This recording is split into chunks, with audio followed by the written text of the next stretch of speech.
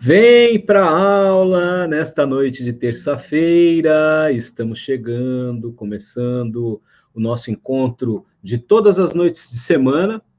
E hoje, num horário diferente, às terças e quintas agora, a gente vai começar a fazer o nosso encontro às 19h50, um ajuste de horário pela necessidade das agendas, né? As atividades elas vão se acumulando, e aí as agendas elas também vão se cruzando. Eu tenho que consolidar a minha agenda agora, notem vocês, com a agenda da minha família, óbvio, né? E aí a Maria Tereza, ela tem um compromisso, vejam que coisa, com 3 anos de idade, né? Ela tem um compromisso às 18h30, e a gente estava num embate aqui. E aí, como é que eu faço? O vem para a aula às 18h50, você com seu compromisso às 18h30, e aí, menininha? E ela falou, papai, o que você vai fazer? Eu falei, vou mudar o meu horário, né? Porque afinal de contas a prioridade é o compromisso dela, porque ela precisa dormir mais cedo. Então, terça e quinta, o nosso horário 19 horas e 50 minutos, 10 para as 8. E hoje eu estou recebendo uma pessoa, olha, essa menina, ela tem só 19 anos de idade. Ela está no primeiro ano da graduação dela em ciência da computação.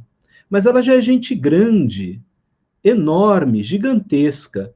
Ela ficava na sala de aula e participava da aula com um olhar. Era muito interessante. Ela nem foi aluna há muito tempo comigo, não foi minha aluna há muito tempo, mas o tempo que ela ficou foi super marcante.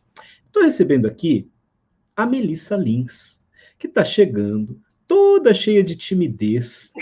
Ela disse que colocou todo mundo para fora, mandou todo mundo sair da sala, porque ela queria poder falar sem ninguém olhando para ela, mas ela nem imagina que tem gente que está acompanhando a nossa live aqui, a nossa aula de casa, e está olhando para a tela e vendo você. Melissa, boa noite, é um prazerzão te receber, é uma menina prodígio, extremamente inteligente, e eu fico muito feliz de estar recebendo você. É uma honra para mim, viu? Vocês não têm nem ideia, eu falo isso na aula para vocês, né? Que eu quero ver vocês voando, e você não tem ideia como é uma honra para mim, que sou professor, que tive o prazer de dar aula para você, de estar numa sala de aula com você, de aprender junto com você, de tentar, de alguma maneira, te ajudar a alcançar teus propósitos. Hoje está aqui compartilhando esse bate-papo para a gente fazer uma reflexão sobre um tema que é tão relevante, né? Que é o tema da ciência. Nos dias de hoje, é um tema de extrema importância, porque, afinal de contas, a gente está vivendo um dilema enorme. No mundo de hoje, a ciência se tornou, entre aspas, um paradoxo, porque não há nada que funcione sem ela e tem gente que nega a existência e a importância dela. E aí? Fala um boa noite para todo mundo, no meio Boa desse noite, cenário. professor. Queria muito agradecer pelo convite. Eu nunca esperei que eu fosse fazer isso na minha vida. Eu acho que eu só topei porque eu gosto muito mesmo do senhor. Então não poderia deixar sem responder o convite. Mas, do mesmo jeito, eu queria agradecer por todos os elogios. Sempre gostei muito da sua aula. Tinha muito prazer. Apesar de eu não gostar muito do ambiente, porque eu era nova, foi realmente muito bom para mim. As suas aulas me inspiraram de maneira que eu não posso nem descrever aqui. Então, obrigada pelos elogios, fico muito feliz. E eu acho que é exatamente o ponto que você colocou. Eu acho que antes dessa pandemia, a ciência e as instituições públicas, né, de ensino estavam muito desvalorizadas.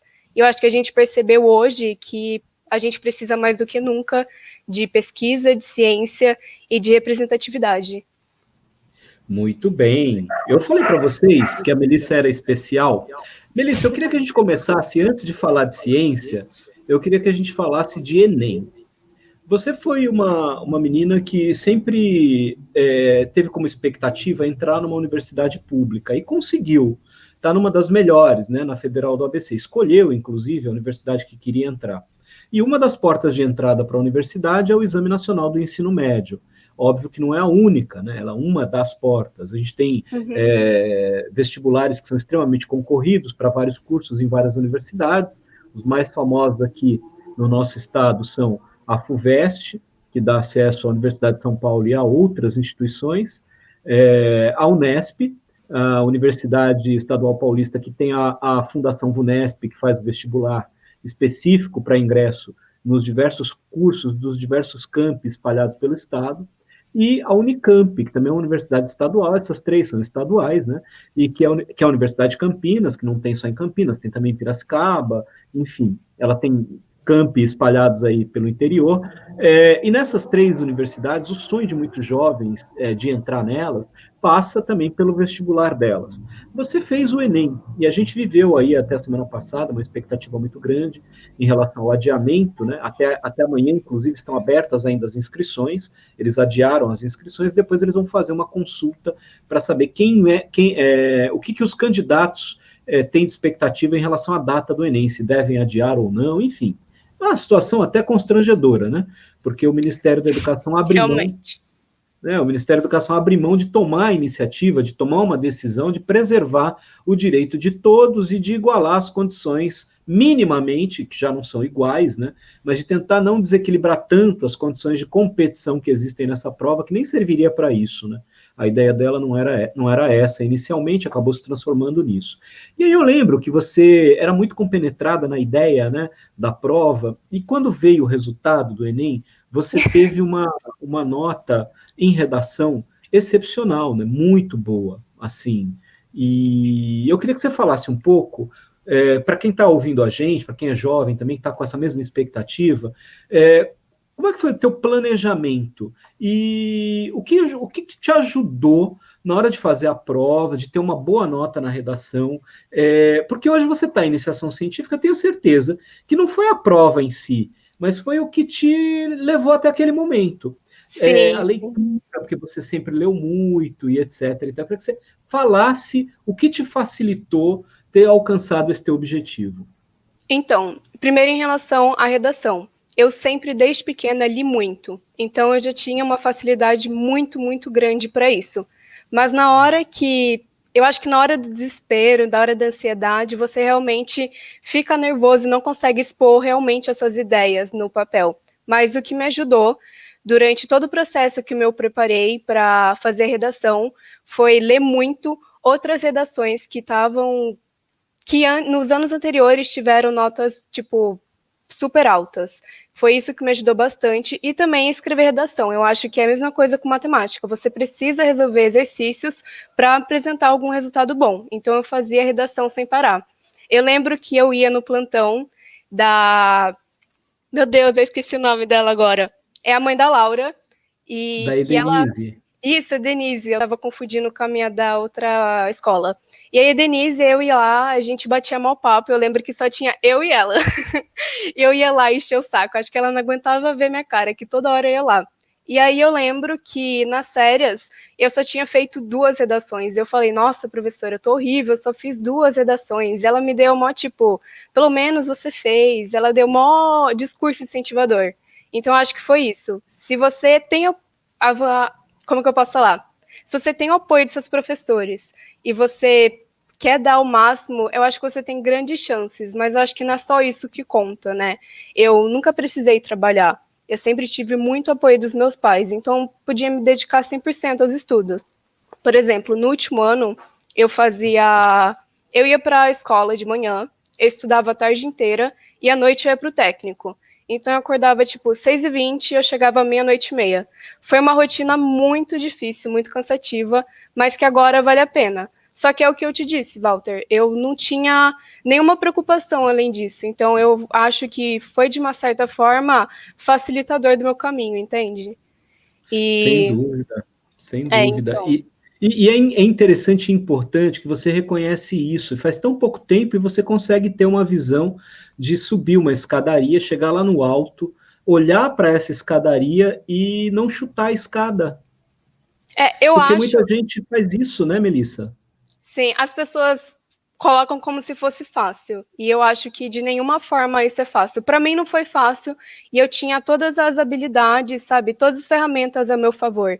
Então acho que imagina pessoas que não têm o mesmo instrumento e as mesmas oportunidades que eu tive. Eu estou falando isso em relação ao Enem, sobre a decisão ou não de adiar, que eu fiquei realmente muito incomodada. Foi uma coisa que me incomodou demais, porque o ministro, o Abraham Weintraub, disse que o Enem não é uma prova para fazer justiça social.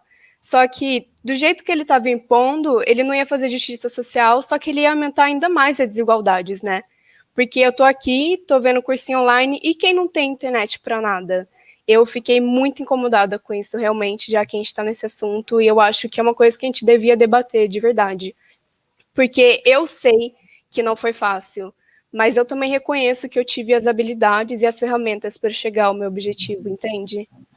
Não foi fácil para você que teve uma condição diferenciada e privilegiada, não no mau sentido, em Sim, comparação com a grande maioria dos estudantes que não tem o mesmo acesso que você teve a essas ferramentas, né, para poder se preparar. exatamente. Nós somos um país desigual, é necessário que, para a gente superar essas desigualdades, a gente reconheça a existência delas. E dentro desse contexto dessas desigualdades, uma das grandes virtudes que a gente tem no nosso país é que somos um país como eu posso explicar, né, de grandes diferenças, né? E essa é uma virtude, só que ela também é um dos problemas que está na base das desigualdades. Por sermos tão distintos do ponto de vista regional, social e economicamente, isso também afeta demasiadamente esse tipo de competição nacional.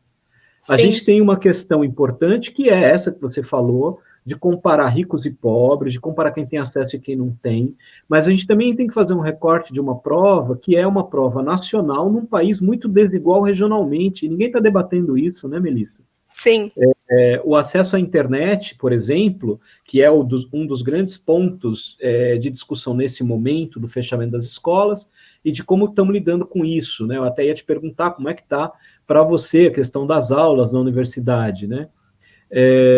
Mas já te pergunto isso, só tá bom, complementando. tudo bem. Mas em algumas regiões a gente tem uma dificuldade ainda maior de acesso à internet. Então, essa é uma realidade. E o Enem é uma prova que permite que todo mundo faça uma competição com todo mundo de todas as regiões. Então, você pode competir saindo daqui de São Paulo, daqui de Guarujá, enfim, com alguém que está lá no norte do país e vice-versa. Exatamente.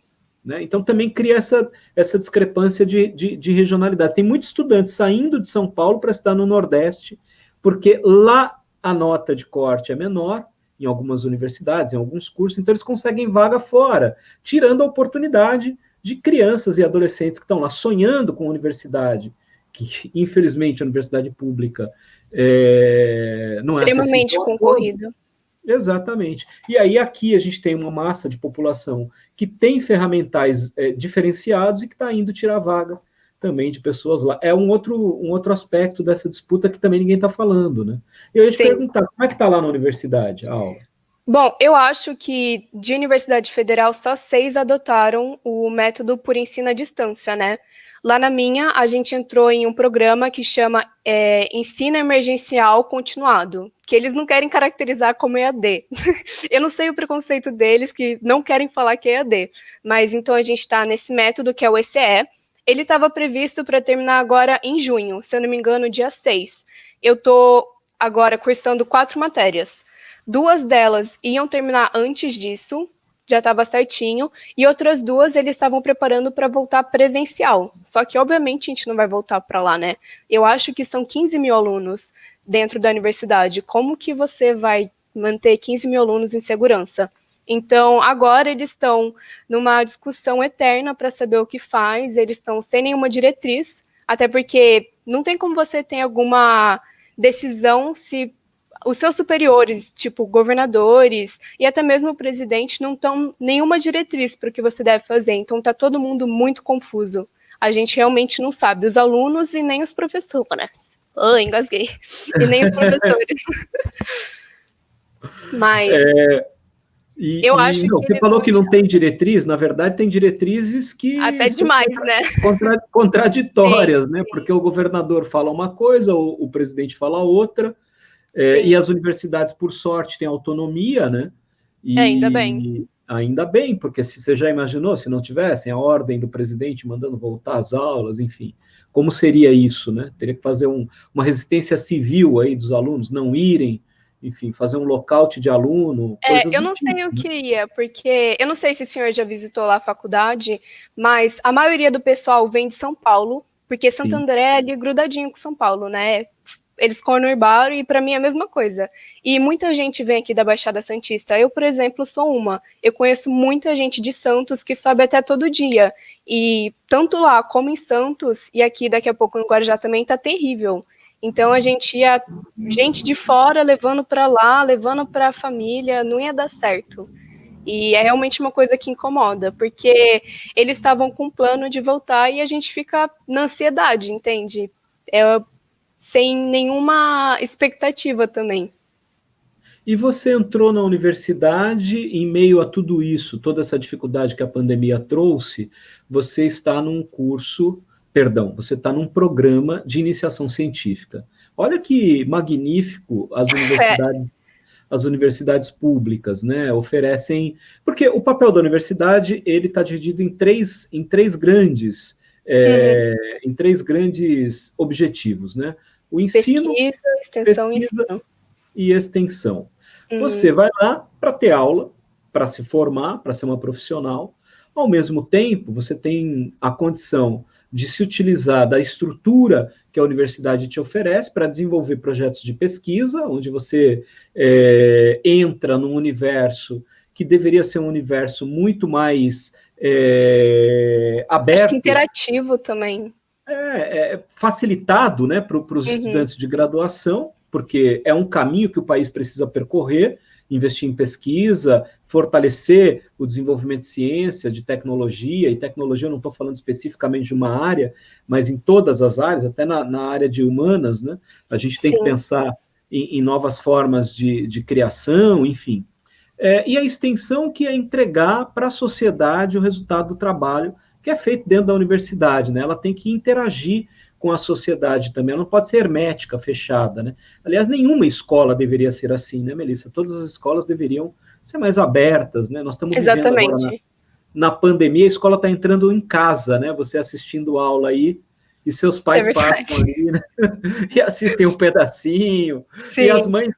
Aqui em casa, minha esposa fica, e eu, às vezes, aqui no mesmo horário, eu também estou trabalhando, enfim, mas a gente está dividindo a mesa, que ela está ali com a Maria Tereza, a Laura está também estudando, enfim, na casa dela e tal, e a gente está ali compartilhando no mesmo ambiente, né? E passa um, passa o outro, aí alguém esquece que está em aula e grita, onde é que está o coloral? Direto. Assim. A gente aqui na sala, meu pai trabalha em casa, né? Então, ele fica de um lado, e eu tô sentada aqui aonde que ele trabalha. Então, do lado dele fica meu irmão. Então, tipo, direto, eu passo aqui, meu irmão tem aula e eu apareço na câmera. Aí os amiguinhos dele começam a rir.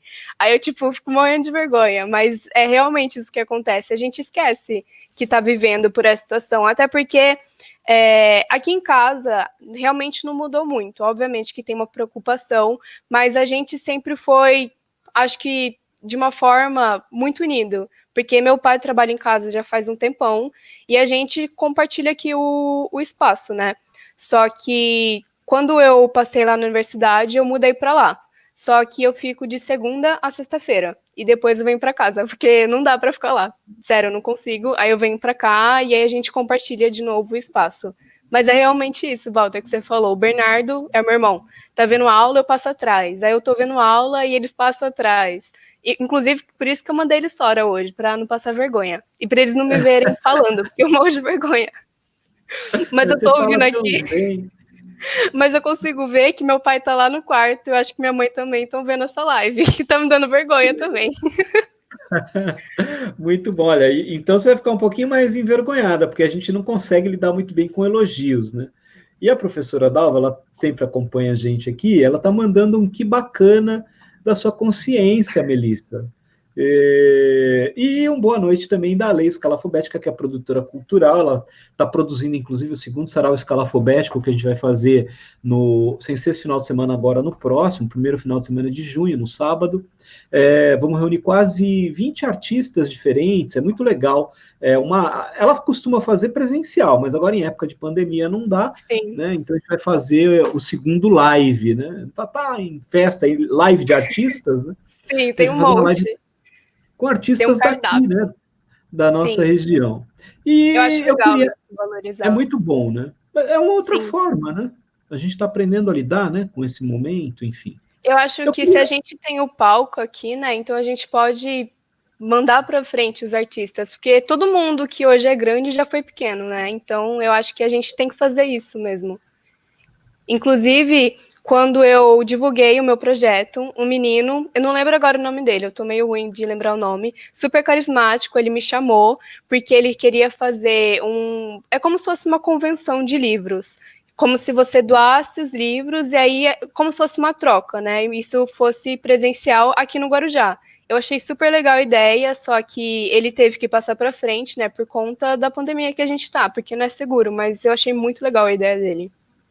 Muito bom. Essa questão de troca de livros, tem muitas ideias e projetos importantes, né? E eu acredito que seja um dos caminhos, né, para que a gente possa fazer a informação circular, né, informação de qualidade, né?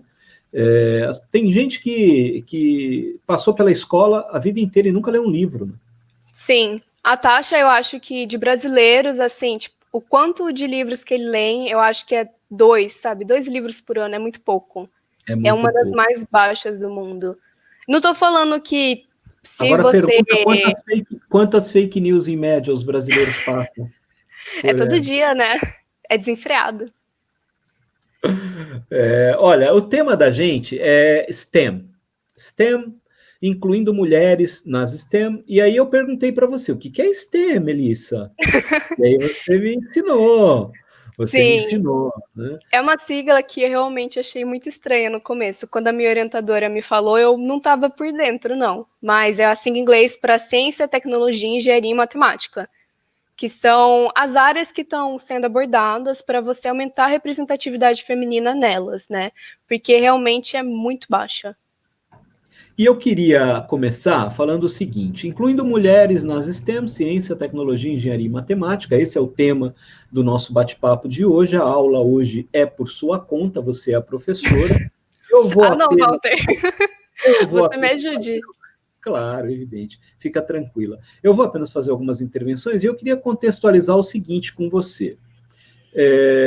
Eu puxei algumas imagens, eu até ia separar e organizá-las melhor, fazer um mosaico de coisas inicialmente, de introdução, e depois a gente entra no tópico principal que eu quero que você fale da sua pesquisa, do seu projeto de iniciação científica, e também dentro desse seu projeto, eu quero que você fale da iniciativa que você teve para começar a levar informações qualificadas sobre ciência para as mulheres, incentivando as mulheres a enxergarem na ciência uma oportunidade, uma possibilidade. Mas a gente vive num país, aliás, num mundo, né? Num mundo em que as mulheres são tratadas de maneira muito pejorativa, com uma Exatamente. desigualdade muito grande, né?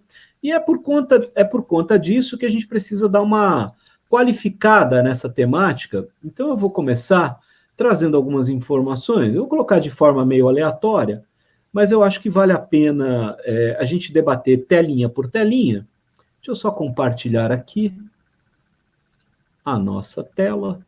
Deixa eu só achar onde é que ela está. Está aqui. É isso aqui. Apareceu aí para você também? Sim. Muito bem. Então, o que nós temos aqui, Melissa? Nós temos na educação, dados de 2016,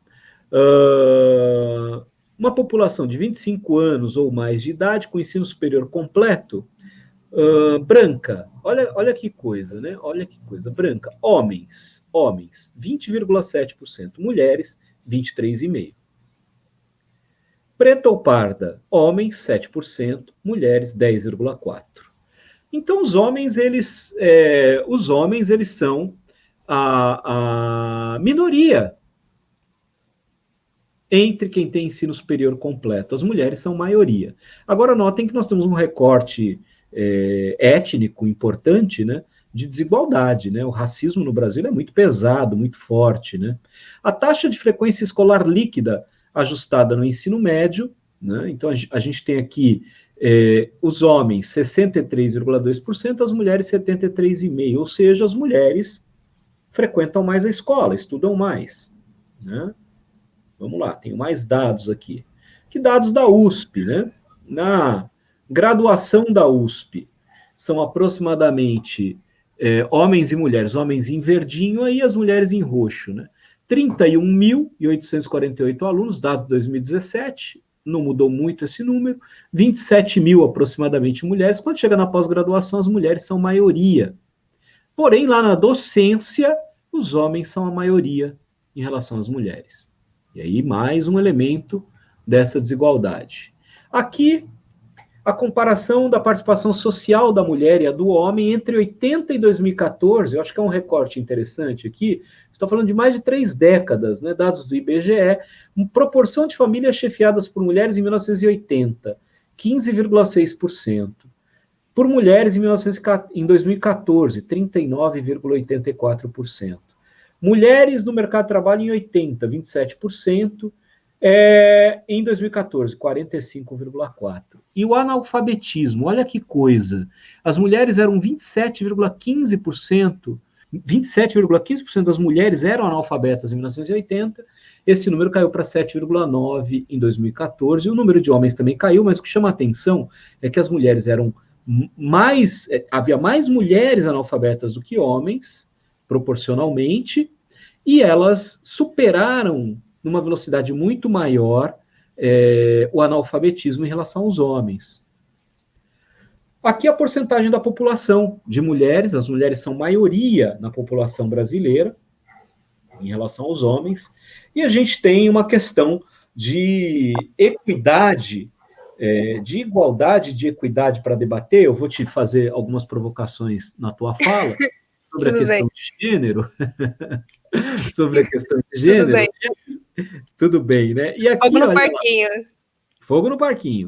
As mulheres nos cargos de chefia, a questão da desigualdade, né? As mulheres em cargo de chefia, 37,8% em 2016 das mulheres ocupam cargo de chefia. Aliás, os cargos de chefia ocupados por mulheres representam 37,8% dos homens, 62,2%. Esse número ele varia um pouco aqui, né? Ele já foi maior em 2015, diminuiu em 2016. A tendência aqui, gente, é diminuir. Nós temos uma mudança de governo que aponta, e podem me cobrar isso depois, não é bola de cristal, nada disso. É um fato, né, desse machismo no mercado de trabalho, e essa é uma das formas de desigualdade de gênero, né? A subocupação. O que é a subocupação? Emprego sem registro, né? Em 2019, no segundo trimestre, né? Aqui, né? Segundo trimestre de 2019, dados do IBGE aqui, né? Esses dados são do IBGE. Mulheres e homens em subocupação. A média do Brasil, 6,9%. Das mulheres, 8,4%, dos homens, 5,8%. Quer dizer, as mulheres, elas são maioria da subocupação, né? Na hora de conseguir um emprego com carteira assinada, a mulher sempre fica para trás do homem. E a gente tem aqui os 17 objetivos do desenvolvimento sustentável. O objetivo número 5 é o objetivo da igualdade de gênero, são 17, o 5 é da igualdade de gênero. Eu vou só falar dessa questão, depois eu volto ali. 14% de membros da Academia Brasileira de Ciências são mulheres, apenas 14%. Elas são a maioria na pós-graduação na USP, e elas são a maioria no subemprego, que é um indicador ruim, e são só 14% na Academia Brasileira de Ciências. Por isso, a gente tem o objetivo global número 5, alcançar a igualdade de gênero. Pode falar gênero? Pode, né, Melissa? Pode. Porque senão a gente corre risco, né, da Polícia Federal bater na porta da casa da gente. Cuidado, hein? Para aprender, né, se falar gênero. Alcançar a igualdade de gênero e empoderar todas as mulheres e meninas. Nós temos algumas dificuldades grandes, né, e eu vou voltar ali, naquele número que eu tinha pulado, né? Aqui a gente tem, Melissa, mulheres. Isso aqui é um gráfico que mostra a formação das mulheres prefeitas. Prefeitas? São poucas. Elas são poucas. Mas eu queria mais um elemento que eu te falei de provocação, que é o seguinte: olha o verde, que é a pós-graduação, tá certo? E o rosa, como eles são a maioria. No Sul, por exemplo, 79% das mulheres prefeitas ou têm o ensino superior completo ou pós-graduação. E essa não é uma realidade. O que me chama a atenção aqui, que eu trouxe para você ver, aqui nós estamos falando no Sudeste, ó, 93% das mulheres prefeitas têm ensino superior completo ou pós-graduação. Mesmo no Nordeste, 74%. No Norte, 81%. Por que eu trouxe isso? Claro que é uma provocação, né, para você. Na política, que é tão difícil a mulher na política, mulher prefeita é minoria, são poucas. Mas para ela ser prefeita, ela tem que ser muito melhor do que os homens. Então, a maioria das mulheres, elas têm que ter nível superior, pós-graduação, senão nem eu acho isso... que é uma necessidade constante de se provar que ela tem condições, que ela tem habilidades, e é uma coisa realmente que eu acho triste. Eu já ouvi de muita gente que mulher não pode ser líder porque tem como que eu posso falar, os nervos à flor da pele, que é mais impulsiva, o que realmente não é verdade, né? É só um estereótipo, e que eu acho que é realmente muito triste, porque os homens, não estou falando que eles são ruins, mas parece que para você igualar o seu conhecimento com um homem, você tem que a todo momento se provar. E provar que você está à disposição disso e provar que você é capaz. Isso é uma coisa muito ruim. É um estereótipo muito, muito grande. Como se, tipo... eu não sei se eu posso falar isso. Como se as mulheres fossem burras, sabe? Pode falar o que você quiser. Como se as mulheres fossem burras, e isso me incomoda demais. Porque é o que eu te falei. A gente tem que estar toda hora se provando nossos conhecimentos, provando nossas habilidades. Às vezes, um companheiro meu, que tem o mesmo nível de graduação, fez a mesma faculdade, está na mesma sala que eu, vai receber mais créditos do que eu, só pelo fato dele ser homem. E isso é uma coisa que realmente acontece. Vamos falar das STEM, essas áreas que são áreas que a gente chama de áreas duras da ciência, né? Que são áreas, entre aspas, que o próprio ministro da Educação falou, né, que deveriam ser as mais valorizadas. Né? Tanto que eu acho que eles cortaram o fomento de bolsa para pesquisa na área das humanas, né? Que eu acho ridículo isso. Porque nem todo mundo quer entrar para áreas exatas. Se você perguntar para mim, sabe, o que eu gosto mais, eu acho que eu gosto mais das humanas também. Apesar de estar em um curso das exatas, eu tenho uma paixão muito grande. E eu acho isso sem condição, porque parece que você quer condicionar todas as pessoas a fazerem uma mesma coisa. E o que não vai dar certo. Eu acho que o mundo precisa de tudo ao redor, né? Somos globalizados. Então, a gente precisa realmente integrar os conhecimentos e não condicionar todo mundo a fazer uma mesma coisa. E sem humanas, a gente não tem ciência, né? Não. Porque quem faz ciência são os seres humanos, né? E as ciências humanas, elas servem exatamente para poder respaldar a compreensão do que nós somos enquanto espécie, né? Nas diversas dimensões. E tem um fundamento importante. As ciências humanas, elas contribuem para que as ciências exatas se mantenham de pé, se mantenham firmes. A gente está vivendo agora uma pandemia, e a gente está vivendo problemas diversos, não apenas de saúde pública. A gente está vivendo problemas psicológicos. Quem cuida dessas questões são as pessoas que lidam com a saúde, mas elas precisam ter uma compreensão do que é a sociedade, de como as pessoas convivem umas com as outras. E quem como elas reagem a esses momentos. Reagem aos estímulos. Exatamente. Né? Então, as ciências humanas são fundamentais. Agora, não dá para discutir com esse nível de pessoa, né, que não faz um esforço enorme para desfazer do conhecimento científico, né? Usa a ciência para desfazer do conhecimento científico, como se houvesse uma disputa. Se você perguntar para 100 pesquisadores sérios, eu acredito que 120 vão responder que não tem disputa, né, na ciência. Exatamente. Que a gente tem que valorizar todas elas, né? Elas se complementam. Mas eu tenho algumas informações aqui que você trouxe para mim, e eu queria começar te perguntando sobre a dificuldade que é estabelecer uma discussão sobre ciência num cenário como esse, de tanta desigualdade de gêneros, né? O masculino e o feminino, homens e mulheres, a gente tem uma diferença muito grande. Então, somos, sim, uma sociedade, infelizmente, que não é só no Brasil, no mundo todo, mas uma sociedade machista, em alguns lugares mais, em outros menos, mas é um desafio por igual. Em todos os lugares temos esse desafio a enfrentar, e negar essa preferência, essa realidade, a preferência pelos homens no mercado de trabalho e tal, não contribui para superar o problema, né? É como negar o racismo também, né? Nós vimos os números ali muito claros.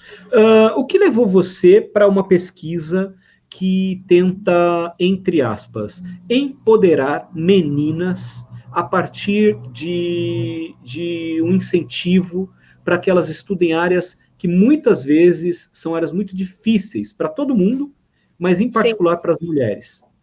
Então, vamos começar pelo começo. Lá na universidade que eu estudo, a UFABC, no ano que você ingressa, tem uma iniciativa que chama PDPD, que é Pesquisando Desde o Primeiro Dia. É como se fosse uma iniciação científica para os alunos ingressantes. E como eu entrei nesse curso, eu não expliquei ainda, mas eu nunca tive interesse em fazer ciências da computação. Foi no último momento, porque eu queria antes fazer engenharia naval. E eu percebi que não tinha nada a ver comigo. Ainda bem que eu percebi antes disso de me inscrever lá no SISU, mas aí acabei que eu percebi, e aí eu sempre tive a influência do meu pai. Meu pai é analista de sistemas, e eu nunca achei legal, para falar a verdade. Eu vi ele fazendo, eu achava um saco. E aí, do nada, eu comecei a me interessar. E aí eu me inscrevi lá na universidade, eu passei na UFABC e na UFSCar para o mesmo curso. E só que lá na UFABC, primeiro você entra em um curso que chama Bacharelado em Ciência e Tecnologia, para quem vai para exatas. Para quem vai para humanas, chama Bacharelado em Ciências e Humanidades. E aí, depois que você faz esse bacharelado, você vai para a sua área. Então, eu vou depois para Ciência da Computação. Você pode fazer os dois em conjunto, mas eu estou falando aqui a teoria que eles passam para a gente, né, o projeto pedagógico. E como eu queria fazer essa iniciação científica, e como eu disse, eu não tinha muitos conhecimentos prévios, então eu não tinha muito para acrescentar, eu acho, em função de códigos, entende? Só que, como eu te falei, eu gosto muito da área das exatas. Das exatas não, das humanas. Então eu decidi, das humanas. Eu decidi interligar as duas. Eu consegui tirar o melhor ali dos dois mundos. E aí eu falei com a minha orientadora e a gente teve essa ideia em conjunto, porque ela já cuidava dessa parte de inclusão feminina no grupo que eu faço parte, que é o Grupo das Mulheres na Computação UFABC, e a gente começou a estabelecer um discurso, assim, uma conversa, e a gente definiu em conjunto qual seria o tema da minha graduação, porque você precisa de uma orientadora ou orientador para fazer essa pesquisa, né? Então, eu acho que você tem que estar a par do que ele também quer fazer, são interesses mútuos, e aí foi a partir da nossa conversa que a gente deu início a esse projeto. E o quanto que não ter iniciação científica no ensino médio fez falta para você nesse primeiro momento? Então, eu tenho uma vantagem. Quando eu estava no ensino médio, eu também me inscrevi no ensino técnico. Isso foi o que me ajudou realmente, porque eu fiz o técnico em administração, eu tive que fazer TCC, eu tive que ter uma postura muito mais madura do que é requerida pela gente no ensino médio, né? Então eu já entrei com alguma vantagem, mas eu percebi que alguns amigos que vieram direto do ensino médio, sem nenhuma preparação, além de estudar horas a fio, só para passar em uma faculdade, tiveram muita dificuldade, porque você tem que seguir todo um planejamento, você tem que seguir o protocolo da faculdade, então eu acho que eu tive uma certa vantagem em relação a isso, porque eu fiz o ensino técnico mesmo, que foi o que me ajudou. E na hora, por exemplo, na hora de você redigir o seu relatório, eu já tinha uma base, eu já sabia como fazer as referências, citações, para não ser acusada de plágio, né? Então foi uma coisa que realmente me ajudou bastante. Mas se for depender do ensino médio, é muito difícil, porque é o que eu te falei, a gente é treinado só para fazer uma coisa, que é passar na faculdade. Então eu acho que muitas das habilidades que a gente poderia aprender na escola são perdidas por conta disso. E a gente está num país que está passando por uma transformação. Eu tenho alguns dados aqui, Melissa, das mulheres. Por exemplo, 54% dos estudantes de doutorado no Brasil são mulheres. A gente viu o gráfico da USP mostrando que realmente, quando chega na pós-graduação, as mulheres são maioria, né? Na graduação, em algumas universidades, também. Né? Também. Mas na pós-graduação, sem dúvida nenhuma, as mulheres são maioria. Representa um aumento, nas 2 últimas décadas, 10% de crescimento de mulheres fazendo doutorado. É uma realidade. Então, é uma luta antiga das mulheres para terem mais espaço, e isso vem acontecendo. Infelizmente, a gente ainda tem muito chão pela frente para poder superar uma série de desafios e problemas, mas isso está acontecendo.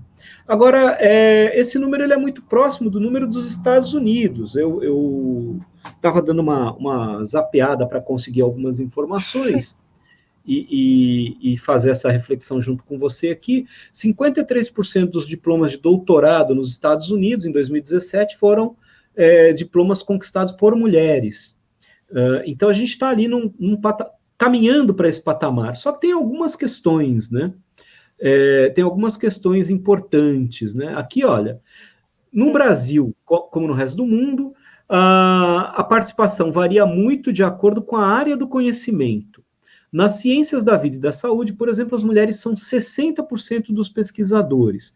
O cuidar é uma coisa que está associada, né, com a figura feminina, vai muito ao encontro do que você falou no início, né, de pejorativar no tratamento da mulher. A mulher fica nervosa, ela fica histérica e tal, e a mesma coisa na carreira, né? Mulher tem que ir para a carreira de cuidados. Sim, é uma coisa como se fosse isso, né? Como se você fosse condicionada a seguir essa área, entendeu? Acho que muitas pessoas falam que toda mulher tem o desejo de ser mãe, que toda mulher tem que ser carinhosa, que toda mulher quer cuidar de alguém. Eu, por exemplo, eu sou muito carinhosa, de verdade, assim, com meu irmão, mas eu não tenho nenhuma vontade, assim, de ter filhos. Eu acho que eu sou muito nova, talvez quando eu for mais velha eu tenha, mas agora eu realmente não tenho nenhuma. Mas, do mesmo jeito, eu acho que como se eu fosse mulher, eu tenho que seguir para essa área. Por exemplo, fazer enfermagem, medicina. Todo mundo me perguntou por que eu não quero fazer medicina. E é uma coisa que eu realmente nunca pensei, nunca passou pela minha mente. E tem um pouco disso, né, de estereotipar, né? Aqui, olha, nas ciências da computação e matemática, eu sei que você tem dados mais atualizados em relação a isso, né? As mulheres representam menos de 25% dos pesquisadores. Eu tenho um dado aqui que me chamou muito a atenção, que é aquele dos 14%. 518 membros titulares da Academia Brasileira de Ciências, a mais prestigiosa instituição da categoria no país. Imagina, a Academia Brasileira de Ciências, né? Só 14% são mulheres. Só 14% são mulheres. E esse número, né? Esse número, ele é pior porque nas engenharias, olha, na parte de biológicas, nas ciências tem a divisão nas áreas, né? Nas biológicas elas representam 25%, mas nas engenharias as mulheres só representam 2,5% da composição da Academia Brasileira de Ciências. E aí? O que fazer? Você encontrou esse desafio? Viu alguns exemplos fora do Brasil do que tem sido feito? Fala o que você encontrou de informação sobre isso no mundo. Certo. Antes de falar esses dados, eu quero citar também algumas informações que eu tenho aqui que eu acho que podem contribuir para o nosso debate. De acordo com o Censo da Educação Superior, somente 20% dos estudantes de ciência da computação no Brasil são mulheres.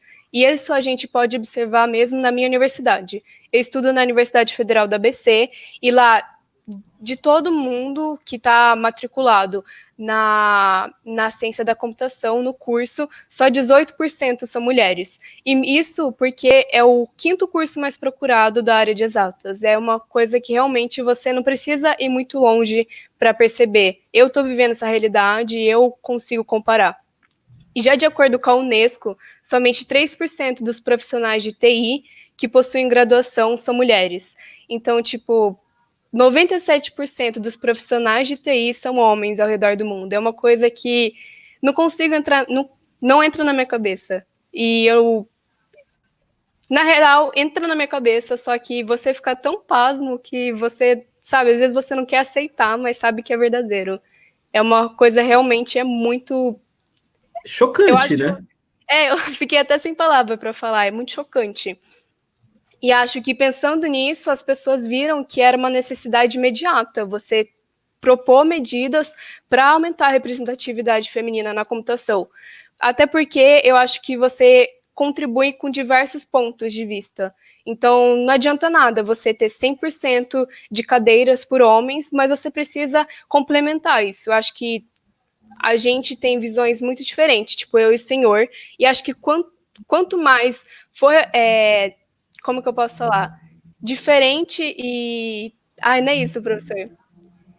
Eu acho Não, que... eu acho que você está querendo explicar que a gente Eu precisa ter acho essa que... heterogeneidade, né? Sim, eu acho que a diversidade Somar contribui visões, muito. isso. Exatamente, exatamente. E aí, para fazer esse meu projeto, eu já procurei algumas iniciativas que estão sendo propostas para aumentar a representatividade feminina na computação. Por exemplo, eu quero citar esse, porque eu acho que é uma coisa que você também não acredita que está sendo proposto por um governo, e se você olha a realidade brasileira, é uma coisa que até entristece. Lá no Emirados Árabes Unidos, eles criaram um conselho de gênero para aumentar a representatividade feminina nas decisões futuras governamentais que estão sendo feitas. E faz 30 anos que eles já fazem isso. Imagina, 30 anos atrás, eles já identificaram que havia um problema na participação das mulheres na STEM, que são a ciência, tecnologia, engenharia e matemática, e foram propondo e cada vez adequando as iniciativas para aumentar essa representatividade. É uma coisa que eu acho muito legal e uma coisa que também você fica chocado, porque no Brasil você não vê isso. Você vê discursos de líderes falando que mulheres têm que ganhar menos porque elas engravidam e que elas dão mais custos. É uma coisa, realmente, que eu acho que desestimula, sabe, a gente, mas que a cada momento a gente tem que buscar novas, como que eu posso falar? Novas Novas coisas, respostas, novas saídas, coisas, alternativas.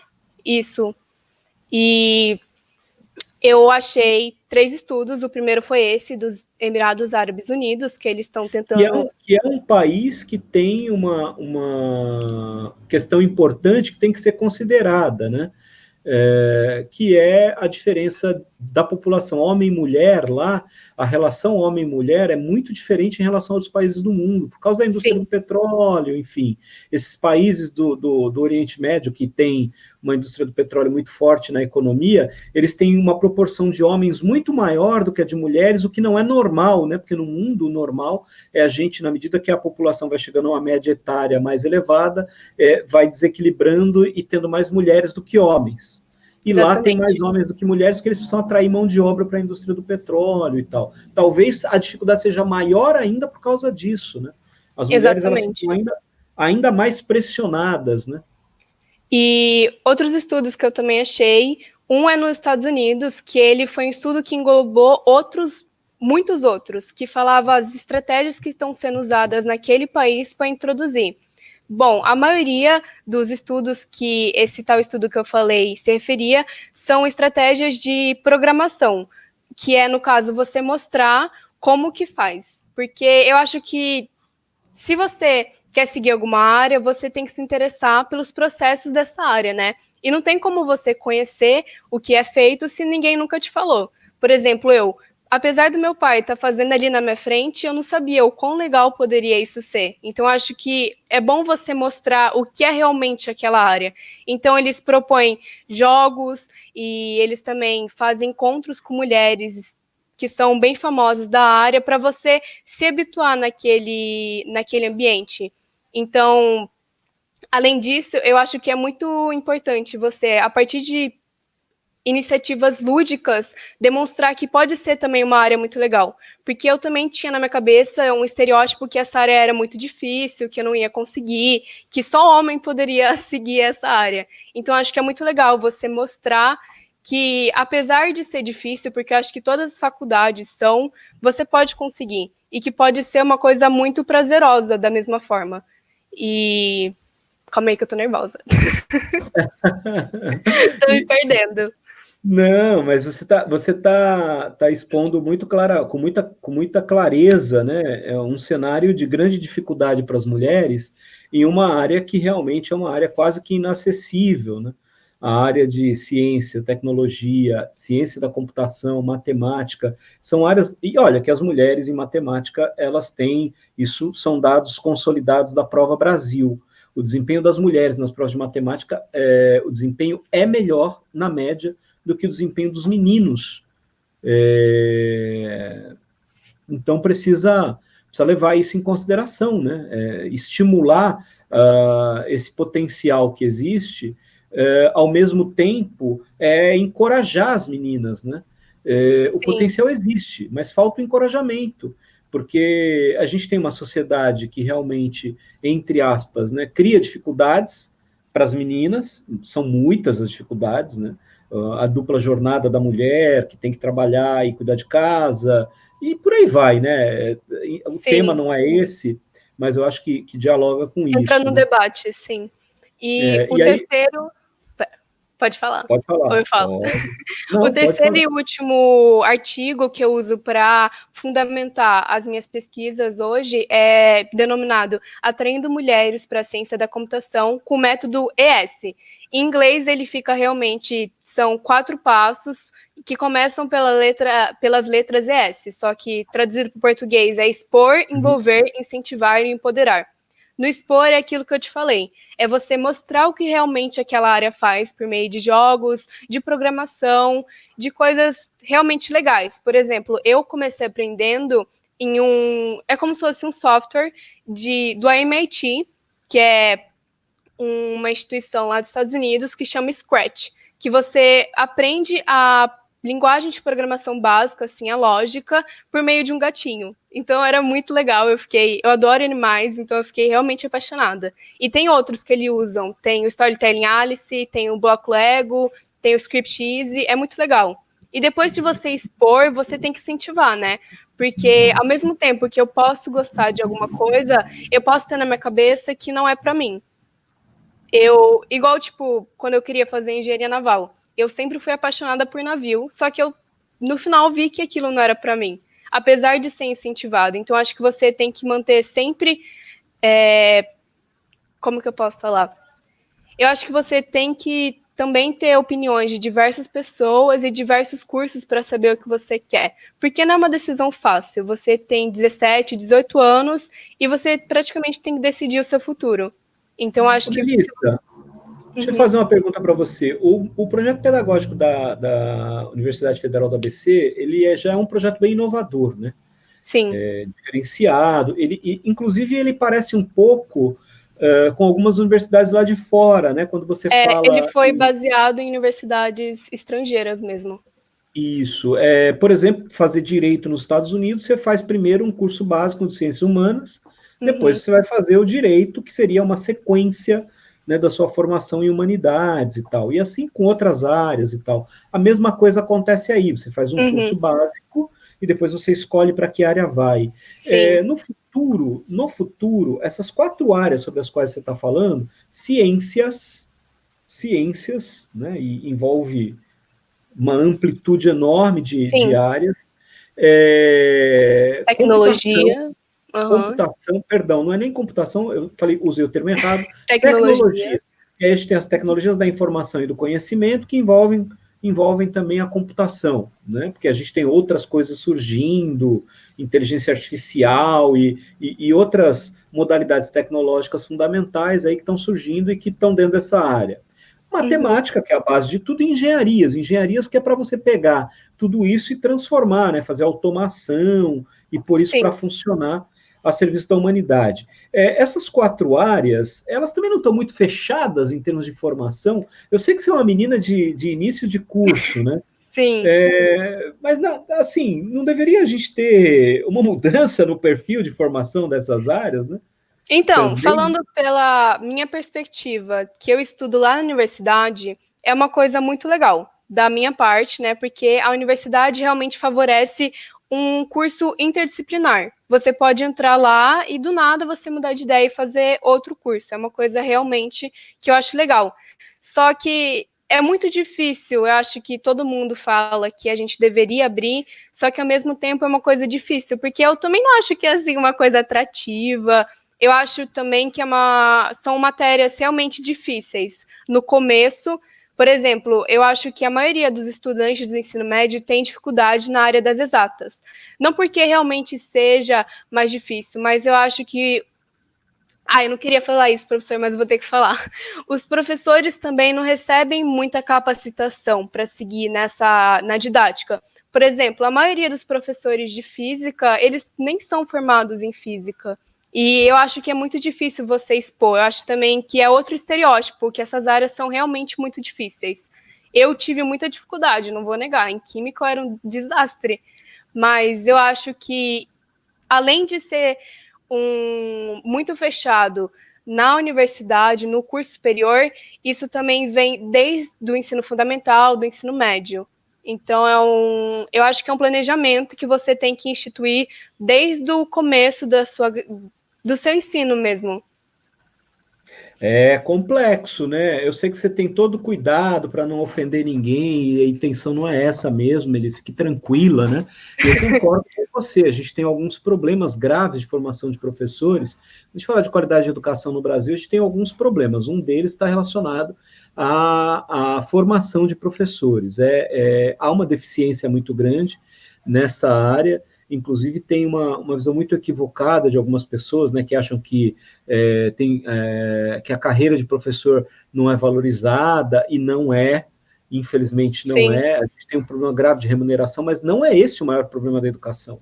Hoje, não é mais esse o maior problema da educação. Ele é um problema que eu acho que ele tem que ser enfrentado, está sendo enfrentado lentamente, criação do Fundeb, que inclusive venceu e tem que ser refeito agora para garantir um piso salarial, né, decente para os professores do país, mas, ao mesmo tempo, os cursos de graduação, como você falou, algumas ciências não têm mais licenciatura, né? Física, sim, não tem, você não encontra. Procure uma licenciatura em física, não existe, você não acha.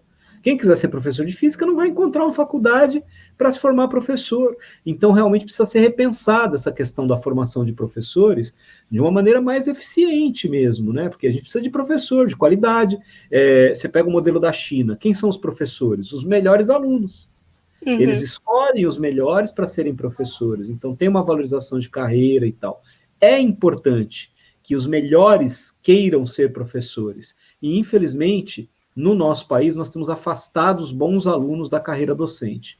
Não tem carreira mais gostosa do que aquela que você escolhe e que você gosta do que faz. E você não escolhe ser professor, você é escolhido.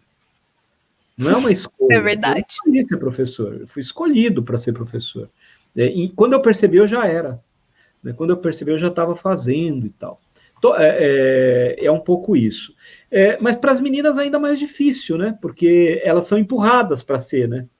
Sim, isso é verdade. Eu nunca senti isso na minha casa, sabe? Meus pais sempre me incentivaram muito para qualquer área que eu seguisse, para tudo. Meus pais sempre deram o maior apoio. Mas eu vejo isso em amigas minhas. Eu tinha, por exemplo, uma amiga que ela queria fazer moda, que eu acho uma área super legal, e o pai dela não deixou. E ela foi fazer outro curso. Eu não vou falar aqui porque vai ficar evidente quem é, então eu não quero expor. Eu acho que o incentivo da família também é essencial, de você sentir que tem apoio nas pessoas que você ama, nas pessoas que você convive. Isso é muito legal mesmo. Eu acho que isso vem desde sempre, né? Eu acho que você já está dando uma resposta para uma pergunta aqui. A Lê está falando que adorou a ideia da troca de livros e objetos. Ela é uma produtora cultural muito engajada, e deu ideia boa, ela já está copiando, viu? O Matheus Cruz chegou aqui para falar da UFABC. Que felicidade de mais gente da Federal do ABC e da Baixada Santista. A universidade é uma das mais novas da América Latina, em maior destaque quanto a pesquisas e a projeto pedagógico de inclusão de gênero, renda e raça e etnia. Sim. E a Dalva, ela está pedindo uma dica. Eu acho que você deu uma agora. Mas, né, que dica você dá para quem é mãe de menina que está no primeiro ano do ensino médio? Olha, eu acho também que eu estou falando de uma perspectiva de uma pessoa que sempre gostou de tudo. Eu acho que também não tem como você empurrar uma pessoa a fazer o que ela não se interessa. Então, se uma pessoa, por exemplo, a sua filha está no primeiro ano de ensino médio, se ela se interessar pela área das humanas, você tem que incentivar isso. Porque eu acho que, como que eu posso pontuar isso? Não adianta nada você, eu não estou falando o que a senhora quer, mas não adianta nada você querer um futuro para os seus filhos que eles também não querem seguir. Então, acho que a maior dica que eu tenho é você incentivar os seus filhos a buscarem as curiosidades deles e atender a isso, porque eu acho que cada um é diferente, cada um tem os seus interesses, e eu acho que uma boa conversa, você sentar com a sua filha e perguntar pelo que ela gosta, o que ela se interessa, já é tudo mesmo. Porque, como eu falei, eu acho que o incentivo da minha família, de toda a minha família, foi essencial para minha trajetória. Então, acho que minha dica maior é essa: você incentivar e apoiar qualquer decisão que a sua filha tenha. Você falou, Melissa, em 4 Es: expor, envolver, incentivar, é em inglês, né? Em português, E empoderar. 4 Es em inglês, né? Mas em Uhum. português é incentivar e empoderar.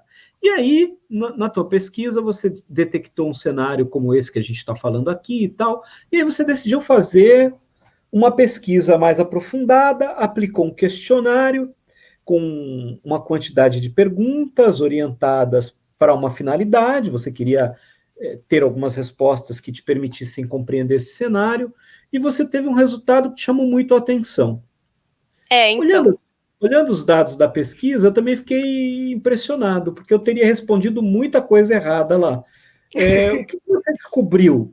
Errada que eu digo assim, né? Fora do Sim, contexto da entendi, resposta que você entendi. esperava. Vamos lá. O que você Bom, descobriu na pesquisa?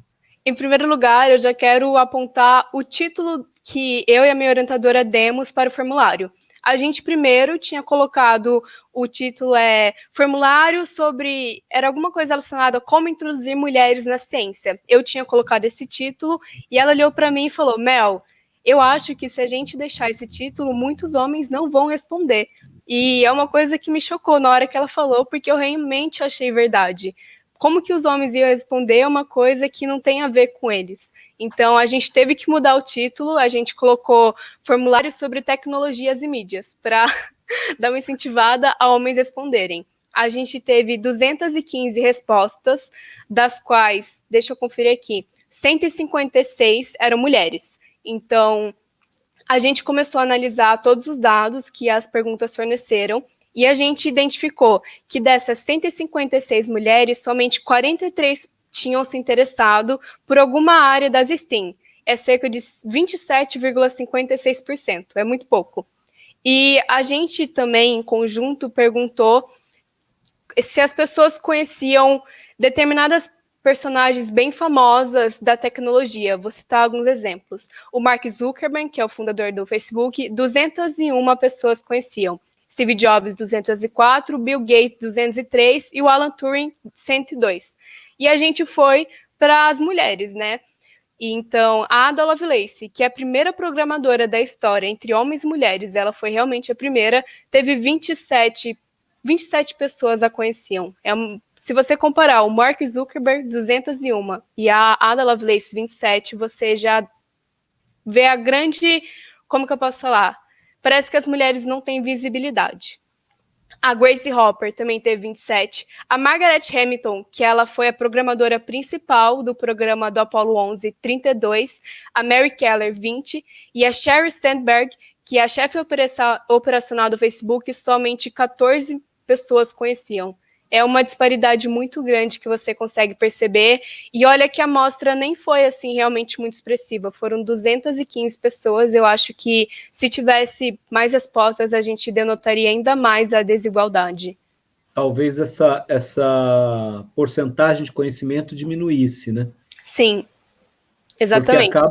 acaba que você também mandou esse questionário para muitas pessoas que estão ali no seu círculo de faculdade, gente que talvez até conheça um pouco mais essa temática da ciência e tal. Sim.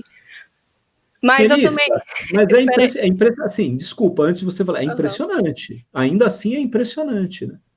Então, eu também não posso muito apontar o dedo, porque quando eu fui conversar com a minha orientadora, eu também não conhecia essas mulheres. Então, acho que eu não precisava olhar exteriormente, eu posso olhar realmente para mim. Eu estava no primeiro ano da minha graduação e eu não conhecia essas mulheres que foram tão importantes para a trajetória da computação. Mas Então, essa é a diferença do método científico, né? Uma sim, coisa é o que você pensa, né? E outra coisa é o que você você tem que encontra, confirmar. o que você Não pode encontra. espalhar fake news, né? A gente não tem autorização. Muito bem. E a partir disso surgiu um desafio. Então, esse é o cenário. E aí, Uhum. qual é o desafio? O desafio é incentivar meninas a olharem para as STEM, olharem para essa área e pensarem: caramba, tem aí uma oportunidade. Sim. Então, a minha inspiração para a criação do projeto, para a última fase do projeto, foi juntar os conhecimentos que eu adquiri por meio desses artigos e esse formulário que eu e a minha orientadora implementamos. Então, a gente juntou os dois e a gente tinha que, de alguma forma, passar para a sociedade, né? Porque é um projeto de inclusão. Então, de alguma forma, eu tinha que incluir essas mulheres e, como posso falar? Repassar para todo mundo que também quisesse ouvir, não só para mulheres. Eu acho que todo mundo que se interessa por esse tema é bem-vindo e acho que é super afim de debate. E Pode falar, tô só te ouvindo aqui. então, pensando nisso, até porque como a gente tinha conversado lá no comecinho da nossa live, a universidade são 3 âmbitos, né? Ensino, extensão e a pesquisa. A pesquisa eu já tinha feito, só que não adianta nada eu pegar e guardar na minha cabeça. Então eu tinha que procurar algum modo para transmitir essas informações. E o modo que eu realmente me apaixonei, eu sou apaixonada por podcast, foi o podcast, eu acabei de falar, me perdi. Só que, como a gente disse, não posso falar isso, eu não posso só criar um podcast sem nenhuma fundamentação, né? Então, eu fui buscar quais eram as mídias mais influentes para você repassar essas informações. E de acordo com a Apple, em 2018, 90% do conteúdo produzido nos podcasts é produzido. É a mídia que mais engaja os seus consumidores. Então, foi agora que eu já tinha um gosto pelo podcast e eu já tive o interesse.